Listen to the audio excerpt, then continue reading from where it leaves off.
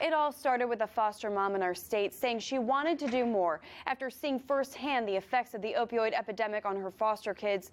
So she created something incredible, the only center in the state of Ohio that specifically treats opioid-exposed infants and the family as a whole. I know every time they bring in a new baby here, and I hear that high-pitched cry.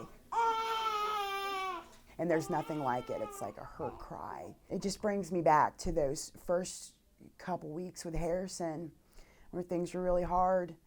Natalie's son Harrison is now a healthy 3-month-old, but his first few weeks in the world were heartbreaking as he went through withdrawal from opioids. There's no mom that doesn't feel guilt about watching her baby go through something like that. After 6 weeks in the NICU, she was able to then bring him to Bridgid's Path, a newborn recovery center near Dayton that specifically treats infants exposed to certain drugs in the womb. Harrison had a hard time when we first got here. We had done his detox at the hospital, but he still had a lot of the symptoms of an NAS baby. Outside of Bridgid's Path, there is only one other center in the country that specifically treats babies with neonatal abstinence syndrome. This place of healing started with Jill Kingston. I'm a foster parent, and all the babies coming into my home were drug exposed, and I was watching families struggle, and I was watching children's services struggle. I was watching the struggle at the nurses in the hospital, and then us as a foster family, and I just had a bigger calling to do something more. Bridgid's Path is now a year old. Bridgid is the patron saint of newborn babies, and so as babies leave here, they have a new path in their life. There are a number of reasons that an infant can experience withdrawal. If mom is abusing opioids or street drugs, for example. I know people have implicit bias, and it's easy on the surface to get angry with a woman who used when she was pregnant. This woman can't stop, and they really can't. It's a whole nother beast with the heroin and the opiates and the fentanyl. But if mom is taking opioids for chronic pain, as prescribed by her doctor, that can also cause withdrawal. It can also be dangerous for pregnant moms to quit using opioids cold turkey, so they may be given treatment medication to help, as in Natalie's case. I'm on MAT therapy, and so I have to take the methadone daily, and I did that throughout my pregnancy. But as can happen, Harrison still had to go through the trauma of withdrawal. It automatically opens up a children's services case. She says that fear caused her to relapse. I don't think anyone ever plans on relapsing. But then she found help. Before Bridgid's Path, I'm assuming my baby would have been taken from me. I couldn't imagine being without him one day.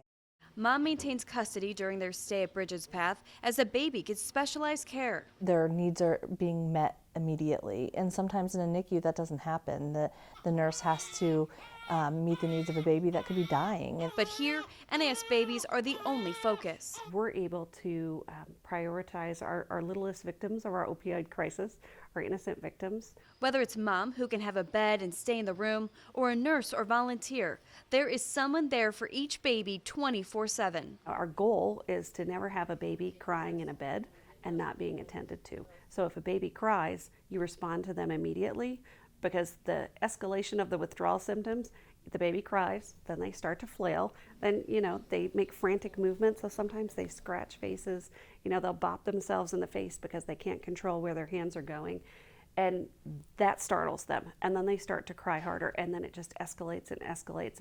Offering a rapid dose of cuddles and love. You're a little trembly, huh? You want to hold my hand? Using medication only when needed. Then as baby heals, so does mom. I like quoting Mr. Rogers, who said, "Strengthen a parent and you strengthen the child." And that's really what we're about, is we know that the best place for these babies is to be with their families. So they work to meet mom wherever she is. For Natalie, that's fighting a 15-year addiction that she says started from dental work. It was just, pain pills prescribed, the right way, which progressed to heroin. This is now the second pregnancy where she was using. These moms really are hurt little girls. I haven't worked with one mom here yet that hadn't experienced some sort of trauma, whether that was neglect or abuse as a child, and they're hurting, and they don't want to be this way. They help the moms with treatment, legal help, anything they really need to succeed. The biggest dose of medicine given to these moms is in support and absolutely no judgment. we're going to strengthen our community, because you're going to have families that are productive members of society and thriving and now making a difference to break that cycle, because a lot of times it's generational. Because of the opioid crisis and hospitals inundated with NAS babies who typically require 4 times longer hospital stays, President Trump recently signed the CRIB Act, allowing for Medicaid coverage at these newborn recovery centers. CRIB stands for Caring Recovery for Infants and Babies. Right now in Ohio, the charge for a hospital is between $5,000 to $6,000 per day for these babies to be in there. With the average stay of 13 days, that's up to $78,000. And the state health department says Medicaid covered 91% of those cases in 2017. It adds up very quickly, whereas we can do that on 70 to 80% less. Saving taxpayers a lot of money while rebuilding families, hopefully paving the way for the future. There is a huge need for centers like this all over the United States. I'm doing better than I've done in a long time. He's come so far, and I'm starting to see his whole attitude change. He's a happier baby. See, I'm a banky boy. The executive director is now working with the state to get the Medicaid coverage implemented. Until then, Bridgid's path mostly relies on private donations so that families never worry about a bill, only about beating an addiction that is drowning so many. For Spectrum News, I'm Lindsay Oliver.